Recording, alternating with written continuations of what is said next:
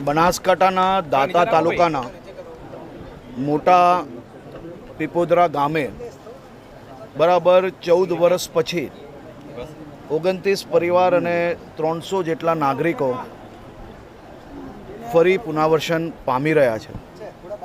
હું બનાસકાંઠા જિલ્લા પોલીસને, વહીવટી તંત્રને ખૂબ ખૂબ અભિનંદન આપું છું કે જેમને માત્ર કાયદાની ચોપડીએ નહીં પરંતુ સામાજિક અને પ્રેમની ચોપડીએ બેઉ સમાજોની વચ્ચે રહીને છેલ્લા અનેક મહિનાઓથી બેઠકો કરાવીને વહીવટી તંત્ર બનાસકાંઠાને અને પોલીસે સાથે મળીને આ બેઉ સમાજને ભેગા કર્યા, બેઉની વચ્ચે વેર પૂર્ણ કરાવ્યું અને વર્ષો જૂની જે પ્રથા છે એ પ્રથાને બાજુમાં મૂકીને આગળ વધવાનું અને પ્રેમના સંબંધને એક નવો સંબંધ બનાવરાવીને આ લોકોને આજે પાછું પુનર્વસન કરાવરાવ્યું છે.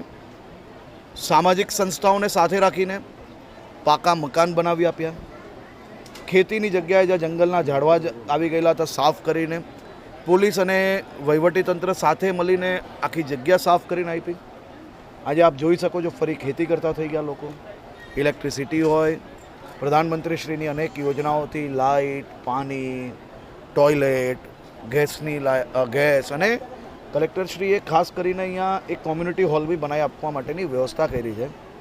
પહેલી વાર આપે જોયું હશે કે આટલા નાના ગામમાં કલેક્ટર અને એસપી પોતે એક ટીમ તરીકે છેલ્લા અનેક દિવસોથી મહેનત કરીને આ પ્રોજેક્ટને સફળ કરે છે. આખી ટીમ કામગીરી કરે છે અને એક વહીવટીતંત્ર ટીમ બનાસકાંઠા તરીકે કામગીરી કરીને આજે ઇતિહાસનું સૌથી મોટું કહી શકાય કે પુનર્વસન આ વિસ્તારની અંદર કરાવ્યું છે. હું આખી ટીમને ખૂબ ખૂબ અભિનંદન આપું.